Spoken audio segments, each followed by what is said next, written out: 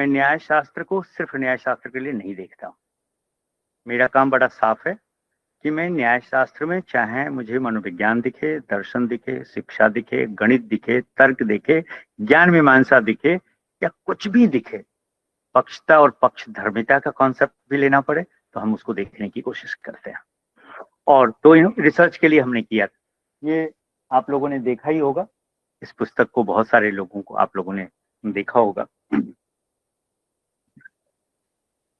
फिर ये जब वर्क किया तो इसी में हमने पहली बार रिसर्च पैराडाइम की बात की और हमने कहा कि क्यों विज्ञान के जो रिसर्च की स्ट्रैटेजीज हैं वो शिक्षा के लिए क्यों नहीं है। फिर उसके बाद इसी पियर्सन ने एक दूसरा कहा कि अच्छा ठीक है, एक काम और हमारा कर दीजिए। तो ये पहली किताब लिखी गई थी शिक्षा शास्त्रियों के लिए जो शोध करते हैं, research qualitative research for education, जो बॉगडन ने लिखी थी। फिर बॉगडन ने को रिवाइज किया बिकलिन ने, फिर मुझे मौका मिला करने के लिए, तो किया इस काम को। ये मेरी पहली किताब है, न्याय फिलॉसफी एपिस्टेमोलॉजी एंड एजुकेशन। सो न्याय दर्शन में मैंने उसके ज्ञान मीमांसा के आधार पे एजुकेशन के स्वरूप को देखने की कोशिश की थी। और हमारे मेंटर भी हैं, दिल्ली विश्वविद्यालय में प्रोफेसर भी हैं और एक जगह वीसी भी रहे, जानते होंगे, इनके लेख आप लोग पढ़ते रहे होंगे, इन्होंने इसका फॉरवर्ड लिखा था। खैर, एक सवाल हम आपसे पूछते हैं कि पहले ये हम तय कर रहे हैं कि भाई हम किसको रिसर्च कहते हैं, इसलिए कुछ प्रश्न हमने इस पे रखा है कि व्हाट इज रिसर्च, शोध क्या है। देखिए कुछ प्रश्न आपके सामने है। क्या हम कहेंगे शिक्षा में और समाज शास्त्र में जब हम शोध करते हैं तो बहुत सारे लोगों ने लिखा है कि शोध किसी समस्या का समाधान देता है। मैं आपको सच बताऊं, आज तक मैंने कोई रिसर्च नहीं पढ़ी एजुकेशन में और सोशल साइंस में जो सामाजिक समस्या या शैक्षिक समस्या का समाधान दे पाए। आपको अगर मिला हो तो मुझसे शेयर करिएगा। तो हम जैसे लोग क्या कहते हैं, हम जैसे बड़ा साफ कहते हैं कि research for the sake of knowledge, research is the for the sake of the theory construction. हम सिद्धांतों का निर्माण करते हैं, हम ज्ञान का निर्माण करते हैं। अब वो उपयोगी है या नहीं है मुझे नहीं पता, साफ कह रहा हूं। जैसे गणितज्ञ कहते हैं वैसे कहते हैं। इसलिए जो लोग कहते हैं कि ये जो research for solving a problem, मुझे तो नहीं दिखा है। या आप ये भी कह सकते हैं कि नहीं, आप जो तीन बातें कह रहे हैं कि क्या शोध है, उन तीनों में से नहीं भी हो सकती है। ठीक है, तो क्या है रिसर्च? तो जब हम कहते हैं क्या है रिसर्च, तो हम बड़ा साफ कहते हैं कि छोटे छोटे प्रश्नों का लॉजिकल स्टेप्स में लिखिए। सिंपल आंसर होगा research is a to do something systematically, इसलिए लिखा है द सिस्टमैटिक प्रोसेस। अच्छा, सिस्टमैटिक प्रोसेस ऑफ व्हाट? हम कहते हैं systematic process of collecting and logically analyzing the information. जो डेटा आप इकट्ठा करते हैं, और डेटा का मतलब क्वेश्चनर का डेटा नहीं है, डेटा का मतलब संख्या नहीं है, किताब से जो सूचनाएं आप लेते हैं वो भी डेटा है। इस बात को पहले मान लेना पड़ेगा। डेटा का मतलब सिर्फ संख्या नहीं है। जैसे नैरेटिव इंक्वायरी में का रिसर्च हम लोग करते हैं, तो नैरेटिव इंक्वायरी में ये भी डेटा है। अगर इस रूम को हम नरेट करें और तब हम एक रिसर्च के थ्योरी कंस्ट्रक्शन में करें तो जो कुछ यहां मौजूद है सब डेटा है, ये सब आंकड़े हैं। हाँ, ये संख्यात्मक नहीं है, गुणात्मक हो सकते हैं, वस्तु आधारित हो सकते हैं। तो हमने कहा it is collecting and logically analyzing the information. क्यों करते हैं आप लॉजिकली, फिर एनालाइज क्यों करते हैं? तो कहते हैं to provide sound explanations that can become knowledge. देखिए मैं ज्ञान मीमांसा का छात्र हूं, नहीं न्याय दर्शन, तो मेरे लिए शोध का मतलब है ज्ञान का निर्माण। वो ज्ञान आज उपयोगी है या उपयोगी नहीं है, कल होगा, कल नहीं होगा, हो सकता है कभी ना हो, लेकिन हम ज्ञान का निर्माण तो करेंगे। गणित में कितने तरह के ज्ञान का निर्माण हम करते जाते हैं, सभी क्या उपयोगी हैं दैनिक जीवन में? नहीं है। तो यहीं से मुझे लगा कि अच्छा, लॉजिकली चीजों को इन्फर करना है। कैसे करना है? लॉजिकली। तो लॉजिक का बेस क्या होगा? तो भाई मुझे सभी दर्शनों में इसके समान तो किसी के पास भी वो लॉजिकल एबिलिटी नहीं लगती जो औरों में लगती है। अब देखिए, जब आप रिसर्च करते हैं तो क्या कहते हैं कि what are the key elements of construction and process of research? तो आप कहते हैं मेथड, कहते हैं ना, रिसर्च मेथड पे सबसे ज्यादा फोकस। मेथोडोलॉजी कहते हैं, लेकिन ये भूल जाते हैं कि मेथड मेथोडोलॉजी कहां से आता है। पहले उसको पढ़ेंगे ना, इसलिए हमने कहा कि सब ये 3 चीजें डिसाइड करता है कि क्या मेथड होगा। इसलिए 3, ओंटोलॉजी, एपिस्टेमोलॉजी एंड एक्सोलॉजी। आपकी जैसे रिसर्च प्रॉब्लम लिया, आप एथनोग्राफिक स्टडी कर रहे हैं, तो क्या जानना चाहते हैं आप उसको, किसकी उपस्थिति को आप जानना चाहते हैं। एथनोग्राफिक स्टडी की भी ओंटोलॉजिकल स्टडी होगी, फिर उसको कैसे जानेंगे वो एपिस्टेमोलॉजी हो गया, और जानते हुए किन मूल्यों का ख्याल रखेंगे वो एक्सियोलॉजी हो गया। इसलिए ये बेसिस देता है। लेकिन हम सीधा रिसर्च प्रॉब्लम लेते हैं, अब रिसर्च को कैसे करें शुरू कर देते हैं। क्या नाम है आपका? शुक्ला, क्या नाम बताया आपने? नमिता, नम्रता, ओके। तो पहले पूछिए अपने आप से ये 3 सवाल। सीधे रिसर्च प्रॉब्लम को आइडेंटिफाई कर लेने के बाद ऑब्जेक्टिव बना लिया, अब किस मेथड से करेंगे वहां कंक्लूड कर लिया, नहीं। हमने बड़ा साफ कहा, और ये मैंने न्याय की परंपरा से सीखा है कि पहले जानना क्या है, फिर उसको कैसे जानना है, और जब हम उसको जानने की कोशिश करेंगे तो वो कौन सी चीजें हैं, किन मूल्यों को ध्यान में रखेंगे। अब आजकल कहते हैं ना, एक सर्टिफिकेट देना पड़ता है इंटरनेशनल प्रोजेक्ट में, आप किसी भी जानवर की हत्या नहीं करेंगे, किसी भी एनिमल को हार्म नहीं करेंगे। अब आज की दिन में अगर पाब्लो, थॉर्नडाइक, स्किनर करना चाहें अपना रिसर्च तो नहीं कर सकते। मनुष्य को लेके आप कर रहे हैं तो आप एक सर्टिफिकेट देते हैं ना, लेते भी हैं और देते भी हैं, क्या कि हम आपकी आइडेंटिटी को डिस्क्लोज नहीं करेंगे। एथिक्स ऑफ रिसर्च में पढ़ा होगा, यूजीसी ने 2 क्रेडिट का कंपलसरी किया है। तो उसका आधार क्या है, और इन चीजों से एक थियोरेटिकल पर्सपेक्टिव बनता है, और वो थियोरेटिकल पर्सपेक्टिव आपको मेथोडोलॉजी को देता है, और उस मेथोडोलॉजी से आप मेथड को ड्रॉ करते हैं। सामान्य तौर पे ये बात कही गई। हमने कहा कि नहीं, देखिए हर विषय की अपनी भाषा है, तो शोध की भी तो अपनी भाषा होगी ना। बताइए, भारत के किसी भी रिसर्च वर्क में, कोर्स वर्क में, ये लैंग्वेज ऑफ रिसर्च है क्या? और भारत की संस्कृति में, भारत के शास्त्रों में भाषा को लेके कितना कुछ कहा गया है, पूरा भाषा विज्ञान ही बना दिया है। लेकिन शोध को लिखने, पढ़ने और समझने के लिए किसी भाषा को पढ़ने पढ़ाने की जरूरत नहीं समझते हैं। ये मैंने बाद में जोड़ा। So not only ontology, epistemology and axiology, but the rhetoric, the language of the research. और इसीलिए मैंने कहा कि मुझे अगर ये मौका दिया जाए, अब तो मैं पिछले कितने साल से, 4-5 साल से हेड डीन नहीं हूँ, 3 विश्वविद्यालयों में हेड डीन रहा, तो कोशिश की वहां पे, तो और भी मौका मिले तो मैं अगर यूजीसी के लेवल पे हो तो कहूँ कि 2 पेपर का पढ़ाना बहुत जरूरी है, language of research and the logic of the research. जैसे ही लॉजिक ऑफ द रिसर्च कहेंगे तो वैसे ही हमारे दर्शनों में, हमारे तर्क शास्त्रों में जो तर्क की प्रकाष्ठा है उसका उपयोग आप कर सकते हो। कल ही मैं शेयर कर रहा था, अंबाजी थी बैठी और भी लोग थे माननीय अध्यक्ष के सामने में, कि फजी लॉजिक पे एक रिसर्चर प्रेजेंट कर रहा था और एक सवाल हमने छोटा सा पूछा, कहा नहीं ये हमने सोचा नहीं है। 56 पेज की एक रिसर्च पीएचडी लिख दी गई गंगेश के एक सूत्र पे, और अमेरिका के यूनिवर्सिटी में पीएचडी डिग्री दी। लेकिन हम जब शोध की बात करते हैं तो हमारे यहाँ है ही नहीं लॉजिक ऑफ रिसर्च कहीं पे। जब आप एनालिसिस और इन्फर करते हैं तो किसका ध्यान में रखेंगे, इसलिए हमने इसको यही जोड़ा। उसके बाद हमने क्या कहा, हमने कहा कि नहीं, फिर मैं इन सब चीजों को छोड़ता हूं, समय की कमी है, कि क्यों inquiry paradigm of ontological question important है, और हमारे शास्त्र ऑन्टोलॉजिकल क्वेश्चन से भरे पड़े हैं। और पता है आपको, एक प्रश्न का उत्तर दीजिएगा तो वही दूसरे प्रश्न तक कनेक्ट होगा, और दूसरे का उत्तर दीजिएगा तो तीसरे का देगा। समय नहीं है, वरना मैंने ये लिखा है, ये उन्हीं के लिए मैंने तैयार किया था, रिसर्च साइंटिस्टों के लिए, कि what is the form and nature of reality that I want to know. किस वास्तविकता को हम जानना चाहते हैं अपने शोध के माध्यम से। जैसे नम्रता ने कहा कि हम ये जानना चाहते हैं कि आयुर्वेद में 2 चीजें ली है ना आपने, 2 या 3, 2, कि भाई उसके अनुसार जो जीवन का पालन करता है उसका समायोजन पे, शैक्षिक पे और उसके स्वास्थ्य पे क्या असर पड़ता है, और जो नहीं करता है उसका क्या असर पड़ता है। हम इस वास्तविकता को जानना चाहते हैं। ये हो गया ऑन्टोलॉजिकल क्वेश्चन, अपने लिए लिखिए। फिर आप कहेंगे कि कैसे जाने इसको, अब चुनौती शुरू हो गई, वो हो गया एपिस्टेमोलॉजिकल क्वेश्चन। उसमें बहुत सारे प्रश्न खड़े होंगे कि कैसे हम मानेंगे कि ये जो आहार हमने किया उसी का असर हुआ कि शैक्षिक परिणाम अच्छे आए, किसी और का नहीं है।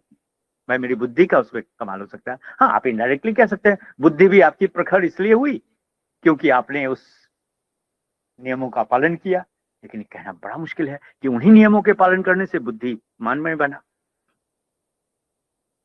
शिक्षा में जब शोध करते हैं तो बहुत सारे प्रश्नों, पेंडोरा बॉक्स खोल देता है।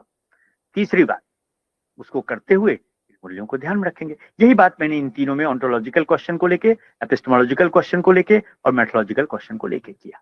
किस मेथड, अब एपिस्टेमोलॉजी हो गया कि कैसे जानेंगे, अब उसमें से कौन सी मेथोलॉजी अडॉप्ट करेंगे। कोई कहता है सर्वे करेंगे, कोई कहता है एथनोग्राफी करेंगे, कोई कहता है एक्सपेरिमेंटल करेंगे, कोई कहता है क्वाजी एक्सपेरिमेंटल करेंगे। क्या इन सब का उत्तर कहीं हमारे शास्त्रों में है क्या? ये मॉडर्न की बात कर, जैसे मैंने कहा कि पहले मॉडर्न का एक सर्वे हम आपको कराएंगे। ये सारे मैथोलॉजिकल क्वेश्चंस हैं उसी से रिलेटेड, इसीलिए कम से कम 3-4 घंटे एक दिन देखते हैं कहीं हम जुड़ पाए, और देवदत्त जी कुछ व्यवस्था करें तो केवल इसी पे 3 घंटे का लेक्चर एक दिन हम ऑर्गेनाइज करेंगे। कर लूंगा मैं, किसी सैटरडे संडे खाली रहा, ऑनलाइन तो जुड़ ही सकते हैं हम लोग, हम कर लेंगे। हालांकि लेकिन जो अफेक्ट ये है वो कहीं नहीं है ना। बहुत अच्छा लगता है कि इसको बंद कर दिया जाए, मैं वहीं खड़ा रहता और ये सब नहीं हो, तब हम बातचीत करते। खैर, अब हम आपको दिखाते हैं कि मॉडर्न में ये ऑल्टरनेटिव इंक्वायरी पैराडाइम, मैं यही कहता हूं हमारे शास्त्रों का रोल, क्या आज तक जितनी भी इंक्वायरी पैराडाइम है उसका कोई ऑल्टरनेटिव हमारा भारतीय शास्त्र देता है क्या? मेरा उत्तर है हाँ, हमने ढूंढा नहीं, लेकिन अब लोग ढूंढना शुरू किया है तो मिल जाएगा।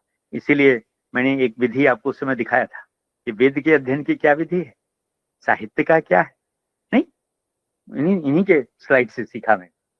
और हम कहा अरे ये तो बड़ी गलती कर रहे हैं, एक्स का उपयोग वाई में कर रहे हैं, वाई का उपयोग जेड में कर रहे हैं, और हम कह रहे हैं एक्स जो है एक्स वाई जेड सबके लिए है। ऐसा तो नहीं कहा हमारा शास्त्र ने, फिर क्यों हम दुनिया को मूर्ख बना रहे हैं, हम क्यों कह रहे हैं ऐसा? हाँ, शोध करिए और तब कहिए कि भाई ये तो है वेद के ज्ञान को जानने के लिए, लेकिन यही विधि गणितीय ज्ञान को जानने के लिए भी हो सकता है, या भौतिक ज्ञान को भी जानने के लिए हो सकता है, या धर्म के ज्ञान को भी जानने के लिए हो सकता है, या जीवन के ज्ञान को भी जानने के लिए हो सकता है।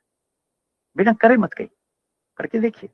या कहीं रेफरेंस मिलता है क्या किसी उपनिषद में, किसी पुराण में, किसी शास्त्र में, किसी में भी साहित्य में, तो उसको आप करिए। ये देखिए, लोग कहते हैं कि सबकी क्या इंपॉर्टेंस, क्योंकि हम पढ़ते नहीं है इसलिए हमारा शोध उस क्वालिटी का नहीं होता है जो होना चाहिए। और यही हमने किया है कि अगर ये ऑन्टोलॉजिकल पॉजिटिविज्म, अच्छा क्या हम ग्रसित हैं, क्वेश्चनर बना लेंगे और हम स्टैटिस्टिक्स लगा लेंगे। इसके एवज में वेस्टर्न ने 3 अलग अलग दिए हैं। कौन कौन दिया? पोस्ट पॉजिटिविज्म, क्रिटिकल थ्योरी और कंस्ट्रक्टिव थ्योरी। आप इसके एवज में भारतीय शास्त्रों पे आधारित कोई मॉडल दे सकते हैं क्या? उन्होंने 3 कर लिया। देखिए कितनी तेजी से बढ़ रहे हैं, और वो चुनौती दे रहे हैं कि सांख्यिकी का नंबर एब्सोल्यूट नहीं है। अभी थोड़ी देर पहले मैंने कहा कि 56%, the meaning of 56% in Indian context and meaning of 56% in any European country, चाहे वो इंग्लैंड हो, चाहे वो फ्रांस हो, चाहे वो इटली हो, कोई भी कंट्री ले लीजिए, सेम नहीं है। हमारी कितनी पॉपुलेशन है? 1.40 बिलियन, उसका 56% करिए और इंग्लैंड का करिए, दोनों सेम है क्या?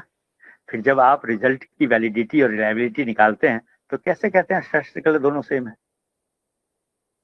अब ये प्रश्न हम करते हैं तो आप नहीं, हमारे जो हार्डकोर स्टैटिस्टिक्स पढ़ने वाले हैं वो भी असमंजस में पड़ जाते हैं कि बात तो सच है भाई, 10 में से 6 60% हुआ नहीं, तो 10 में से 6 60% और 1.40 बिलियन लोगों का 60% दोनों सेम होगा क्या? कौन सी स्टैटिस्टिकल एनालिसिस कर रहे हैं आप? इसलिए शोध में गणित और स्टैटिस्टिक्स का ज्ञान होना जरूरी है। इसलिए शास्त्र के अपने शास्त्रों में से लिए हुए ज्ञान को आपको उस एंगल से दुनिया को बताना पड़ेगा। तो देखिए, ऑन्टोलॉजिकल क्वेश्चन, मेथोलॉजिकल क्वेश्चन और मेथोलॉजिकल क्वेश्चन, क्यों एक्सपेरिमेंटल ले रहे हैं, उसका क्या आधार है, हमारे रिसर्चर को नहीं पता होता है। उसने किया, हम भी कर लेते हैं। अब ये कह रहे हैं हम एथनोग्राफी की स्टडी करेंगे। एथनोग्राफी पे क्या पढ़ा आप? एथनोग्राफी और एथनोमेथोलॉजी में क्या अंतर है? करिए ना, हम कहाँ कह रहे नहीं मना।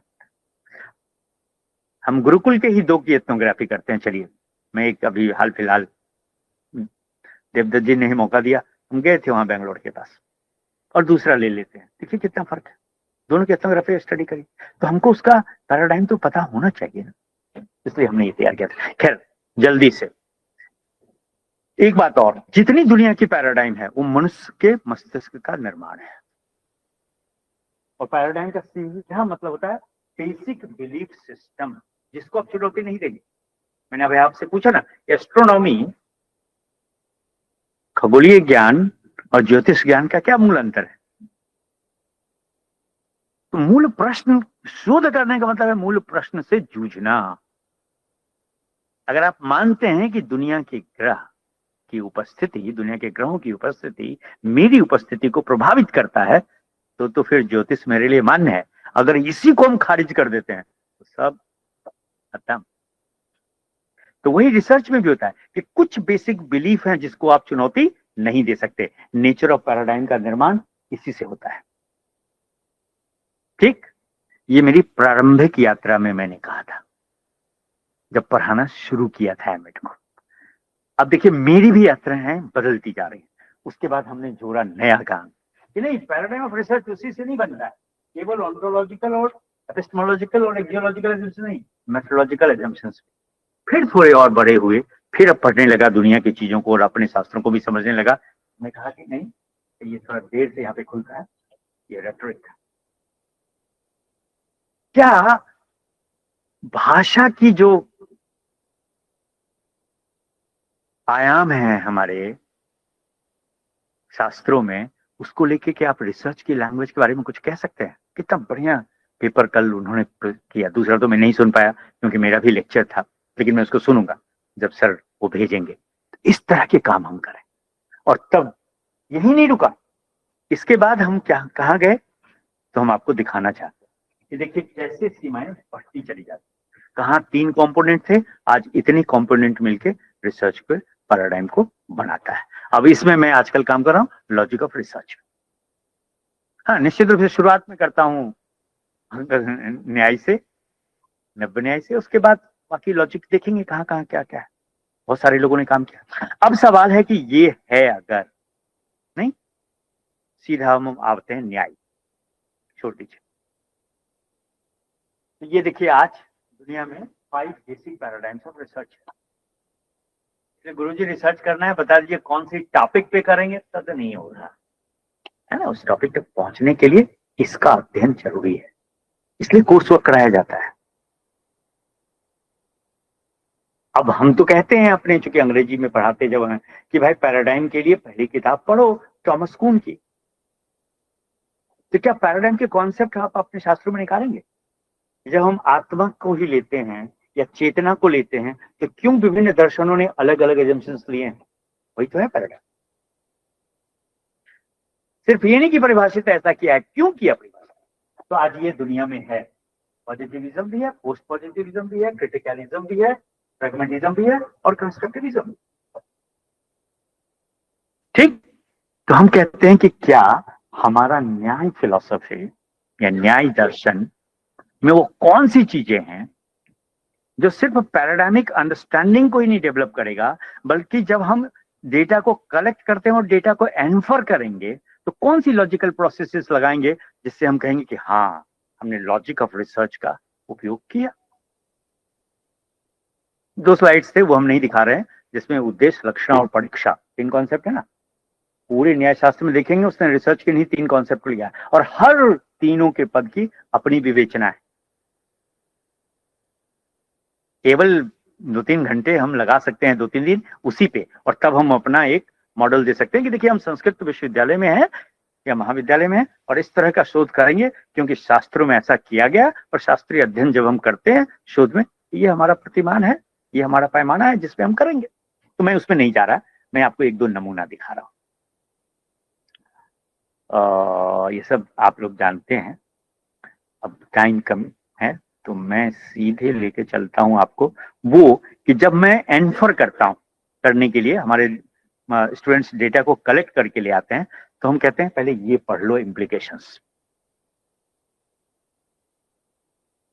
और जब हम इम्प्लीकेशंस पढ़ने के लिए कहते हैं तो हम कहते हैं कि इम्प्लीकेशंस के जो बेसिस है, फंडामेंटल्स हैं, उसको पढ़ लेने के लिए। तो हमारे सारे स्टूडेंट्स, अब जब से मुझे भी समझ बनी है कि मैं देखने की कोशिश किया कि न्याय शास्त्र में शोध के क्या क्या विधियां दी हैं और उसके एनालिसिस के क्या क्या पैमाने दिए हैं और उसके क्या क्या प्रोसीजरल स्टेप्स को बताया है, तो वो देखता। मैंने कहा कि मैं शुद्ध रूप से प्रैग्मेटिस्ट आदमी हूँ, कि मैं अपने शास्त्रों को अपने जीवन का आधार मानता हूँ। मेरे जीवन को समृद्ध करने के लिए वो है, हमारा जीवन उसके लिए नहीं।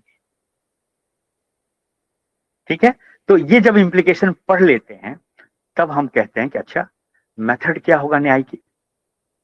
मान लीजिए न्याय शास्त्र की ही किसी अवधा, मुझे याद है दिल्ली विश्वविद्यालय के प्रोफेसर ने पूछा था कि आप साइकोलॉजी न्याय की बात करते हैं, मुझे वो कॉन्सेप्ट बताइए जो दुनिया की बिल्कुल अलग होगा। अब उस दुनिया में नहीं है, वो आईसीपीआर के चेयरमैन भी रहे, जानते होंगे देवदत्त जी। तो मैंने कहा कि सर, पक्षता और पक्ष धर्मिता पे हमें काम करना चाहिए और वो यूनिक वर्क होगा। तो अगर न्याय की मेथड्स को देखेंगे तो वात्सायन ने साफ लिखा है। Vatsyayana is the first commentator of Nyaya Sutra, आपको पता ही है। क्या कहता है? द न्याय system follows the three fold procedure. कौन कौन? ये अंग्रेजी वालों के लिए है, तो हम उनको तो कहते हैं इन्यूमरेशन, डेफिनेशन एंड एग्जामिनेशन, जिसके लिए हमारे पास क्या शब्द है? उद्देश्य, लक्षण और परीक्षा। बताइए ना, आप पढ़ते तो हैं, लेकिन हमको इसका जरा एक मॉडल दीजिए रिसर्च का। तब भी आचार्यों ने इसको फॉलो किया है। इस पैटर्न को आप निकाल सकते हैं। आप कोई भी 5 पुस्तक ले आइएगा, ओरिजिनल है ना, कमेंट्री जो आज के लोगों ने लिखा है, हम आपको दिखाएंगे कि कैसे ये तीनों स्टेप्स को सबने फॉलो किया है। क्या है उद्देश्य, जिसको अंग्रेजी में इन्यूमरेशन कहते हैं? तो आपको पता है, पढ़ते तो हैं आप, लेकिन उसको रिसर्च में हम कैसे उपयोग करेंगे, या मैथमेटिकल लॉजिकल थियरम के कंस्ट्रक्शन में कैसे उपयोग करेंगे।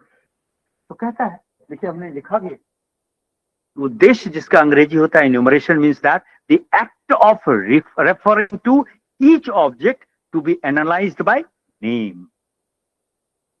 अब जरा गौर करिए, समय की कमी है, हम आपको 5 टॉपिक लेके आपको दिखाते। आप करते हैं ना टर्म्स डिफाइंड, करते हैं कि नहीं रिसर्च में, कि मेरे टॉपिक में जो जो टर्म्स हैं उन पदों की को परिभाषित करते हैं ना आप, यही तो है ही बात। एंड कहते हैं वात्सायन कि this is a necessary step, otherwise no discussion is possible. हम कहते हैं this is a necessary step, otherwise no research is possible. Infer करना है, उसी चीज को डिस्कशन के लिए भी लागू कर सकते हैं और उसी चीज को शोध के लिए लागू कर सकते हैं। हाँ या ना, जहां कंट्राडिक्शन दिखेगा वहां छोड़ेंगे भैया। ठीक है, उसी तरह लक्षणा पे है, जिसको डेफिनेशन कहते हैं। So definition is the statement of what? Definition is a statement of distinctive quality which belongs only to the thing defined and no or none else or no other। परिभाषा की ये खासियत होती है कि भाई अगर 2 एंटिटी है हमारे हाथ में, तो जब हम इसको परिभाषित करेंगे तो जो परिभाषा इसकी होगी वो इसकी हो नहीं सकती है, और जो इसकी है वो इसकी हो नहीं सकती है। इसलिए जब आप रिसर्च का स्टेटमेंट लेते हैं और टर्म्स को डिफाइन करते हैं, तो टर्म्स को एक्सप्लेन करते हुए आपको डिफाइन करना होता है। देखिए दुनिया कुछ भी समझती हो, मेरा मतलब शोधार्थी होने के नाते इस शब्द की ये परिभाषा है, जिसके आधार पर मैं पूरा का पूरा शोध करूंगा। सो वात्सायन ने कहा है कि the purpose of definition is to differentiate an entity from those which does not possess the nature or essence of that entity।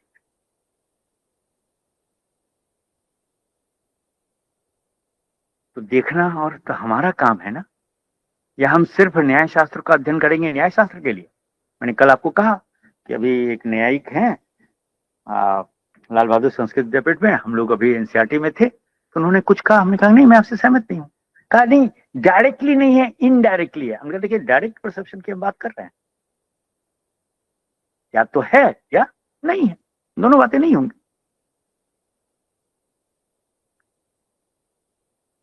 ये काम आप सुधार देगा। अगर यही आप कर लेना, और कुछ नहीं करिए, आप कहिए कि हम न्यायिक मॉडल ऑफ रिसर्च मेथोलॉजी दे रहे हैं। कहाँ किया हमारे संस्थानों ने काम इस तरीके से? मतलब शाम तक हम आपको बहुत सारे एग्जाम्पल देंगे, बट आगे बढ़ते हैं। ये सारे मेथड्स ऑफ इन न्याय के ऊपर ही मैंने लिखा है। कुछ और इम्प्लीकेशन आप देखिए कि सब लोग बात तो करते हैं एरिस्टोटेलियन सिलोजिस्टिक रीजनिंग का। क्यों हम सिलोजिस्टिक रीजनिंग करते हैं? ताकि चीजों को इन्फर करने के लिए, नहीं इंटरप्रिटेशन करने के लिए। तो ये किसका है? आज स्टैंडर्ड जो सिलोजिस्टिक रीजनिंग है वो माना जाता है, उसमें 3 पद हैं, मेजर प्रमाइज, माइनर प्रमाइज और कंक्लूजन, और इसके आधार पे कंक्लूड करते हैं। मैं नहीं जाऊंगा, इसके हम आपको एथिकल मॉडल भी इसी में से हम देख सकते हैं। लेकिन जब हम आगे बढ़ते हैं और हम अपने को देखते हैं, न्याय का लेते हैं, तो क्यों सुपीरियर है? एक छोटा सा उदाहरण देखिए। पहला पद क्या है उसका? पहला पद क्या है? प्रतिज्ञा कहते हैं ना आप लोग तो संस्कृत के हैं। So the first member of syllogism is called the प्रतिज्ञा, जिसको अंग्रेजी में मैंने कहा प्रोपोजिशन। मैंने नहीं, इवन पंडित गंगानाथ झान जी ने भी अपनी किताब में यही कहा है। And so it is just a statement of ones position and consist in the assertion of some unperceived quality on character in relation to some objective experience। ठीक, इसका केवल प्रतिज्ञा पे कमाल का डिस्क्रिप्शन है, एक पूरी थीसिस ही है। ठीक, दूसरा क्या पद है हमारे पास? हेतु, जिसको रीजन कहा है अंग्रेजी में, जिसमें सारे लिंग और ये सारी चीजें प्रेडिकेट आके और उसको काम करते हैं। आगे बढ़ते हैं। तीसरा हमने क्या कहा? और जिसको हमें बाय एग्जाम्पल कहते हैं या दृष्टांत भी कहते हैं कुछ लोग, नहीं। चौथा क्या कहते हैं पता है आपको? अब इसको एप्लीकेशन कहते हैं। देखिए वहां एप्लीकेशन नहीं है ना, वहां एग्जाम्पल भी नहीं है ना। पांचवा को क्या कहते हैं आप? तो आप बताइए कि क्या भारत के संस्कृत विश्वविद्यालयों में जो शोध की है, इन 5 को लेके हमने कोई मॉडल बनाया क्या? और कहीं हम लेख में हम कहे कि क्यों एरिस्टोटेलियन सिलोजिस्टिक रीजनिंग का एप्लीकेशन इंटरप्रिटेशन में उतना ही कमजोर है जितना कोई और, इन कंपैरिजन टू न्यायिक। और इसी मॉडल से एपिस्टेमिक मॉडल, रिसर्च मेथोलॉजी का मॉडल और पेडागोजिक मॉडल, तीनों का निर्माण हो सकता है। इसी मॉडल का प्रयोग मैं पेडागोजिकल एप्लीकेशंस के रूप में भी गणित को पढ़ाते हुए, विज्ञान को पढ़ाते हुए, या किसी को भी पढ़ाने के लिए कर सकता हूं। आवश्यकता है ढूंढने की, रिसर्चर की। इसलिए मैंने आपको कहा कि आपने जो लिया, ये मुझे कहीं से लगता ही नहीं कि ये संस्कृत विश्वविद्यालय का शोध का विषय है। ये तो कोई भी कर रहा है, तो हम किस बात में विशिष्ट हैं? जबकि इतनी विशिष्टताओं से भरी हुई मैं आपको दिखा रहा हूं। पिछले साल ही एक रिसर्च साइंटिस्ट इंस्टीट्यूट ने मौका दिया था वो करने के लिए। अब देखिए क्यों मैं कहता हूं लॉजिक ऑफ रिसर्च का पेपर हो, और मैं इसको इसमें इंक्लूड करूंगा। अच्छा यहाँ पे नहीं आया, आज नेटवर्क थोड़ा स्लो है, कोई बात नहीं। अच्छा आपको नहीं दिख पा रहा है। तो जब हम कहते हैं कि the hill is a fiery because it smokes, and what ever smokes is a fiery, for example the kitchen, so the hill therefore it is a fiery. क्योंकि वो नहीं समझ सकते थे जो उदाहरण इसमें दिए गए हैं, तो हमने उसको मैथमेटिकल सिंबल के साथ थोड़ा आगे बढ़ पाएगा, नहीं पड़ेगा आपसे, नेट रुक गया, उस पे आ रहा है। तो हमने सिंबल से प्रयोग किया, S is P, S is M, M is P, S is M, and therefore S is P. अब इस सिंबल का प्रयोग करके आप देखिए सेट थियरी हो, आप देखिए मैथमेटिकल थियरम हो। एक हमारे मित्र हैं यूनिवर्सिटी ऑफ ऑस्ट्रिया वियना में, वो करते हैं ये काम और कुछ नहीं करते हो। वो कहते हैं 5 विद्यार्थी आ जाता है मेरी कक्षा में, मैं खुश हो जाता हूँ। उन्होंने कहा कि बस मुझे यही करना है और कुछ नहीं करना है। कि जो लॉजिकल मॉडल है उसके आधार पे हम मेथड्स को कैसे जन्म दे सकते हैं, वही इंडक्शन और डिडक्शन को लेके हम कर सकते हैं। जो यहाँ तो हाँ अब तो यहाँ भी दिख रहा है।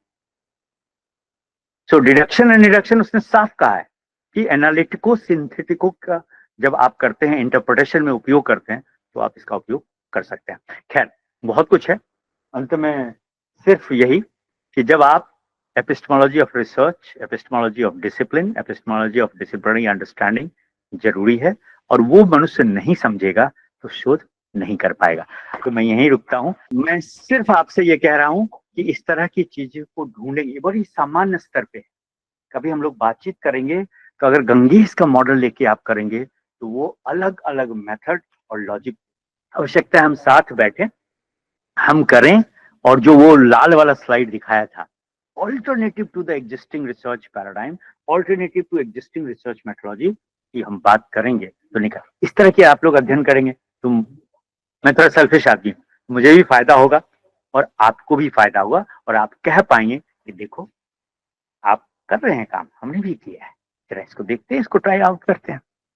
और कैसे, चाहे वो न्याय की सिलोजिस्टिक रीजनिंग हो, वैशेषिक की हो, वेदांत की हो, बुद्धिज्म की हो, वो कैसे चीजों को एक्सप्लेन करने में और समझने में हमें मदद करता है।